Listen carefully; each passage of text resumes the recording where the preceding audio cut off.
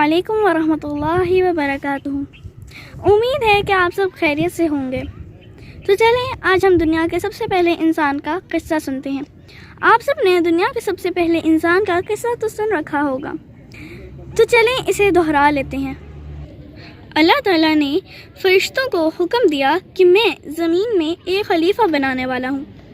فرشتوں نے ادب سے عرض کیا کہ آپ ایک ایسا انسان بنانے والے ہیں جو خون بہائے گا اور زمین کا نظام بگاڑ دے گا۔ اللہ تعالیٰ نے فرمایا، جو میں جانتا ہوں وہ تم نہیں جانتے۔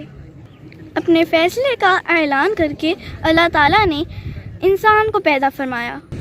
اللہ تعالیٰ جب کسی کام کا ارادہ کرتے ہیں تو وہ کہتے ہیں کن ہو جا، اور وہ ہو جاتا ہے۔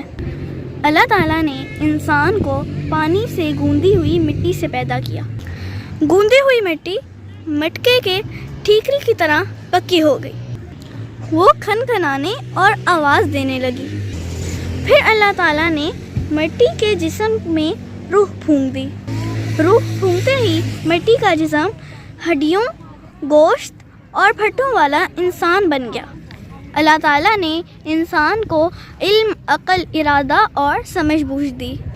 اللہ تعالیٰ نے انسان کو خوشی، غم اور مختلف جذبات بھی دیے۔ اللہ تعالیٰ نے پہلے انسان کا نام آدم رکھا۔ آدم کو اللہ تعالیٰ نے ساری چیزوں کے نام سکھائے۔ پھر اللہ تعالیٰ نے آدم کو فرشتوں کے سامنے پیش کیا۔ اللہ تعالیٰ نے فرشتوں سے فرمایا کہ ذرا ان چیزوں کے نام تو بتاؤ۔ فرشتوں نے عرض کیا کہ ہمیں تو اتنا ہی علم ہے جتنا آپ نے ہم کو سکھا دیا۔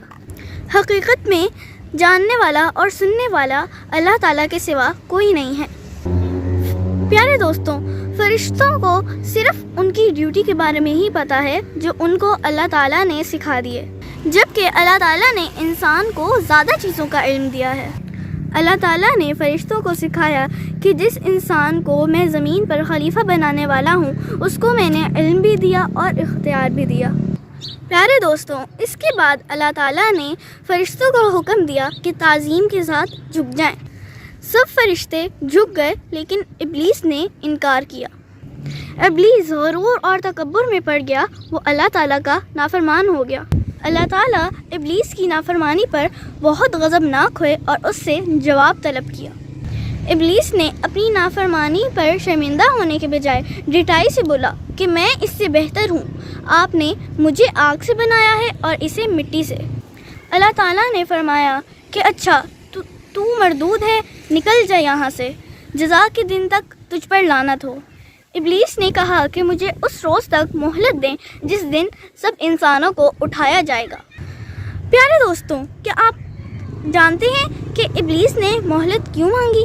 ابلیس نے مہلت اس لیے مانگی تاکہ وہ آدم اور آدم کی اولادوں کو بھٹکائے اور ان سے نافرمانیاں کروائے، جیسا کہ غرور، تکبر، ضد، ڈٹائی اور انا پرستی۔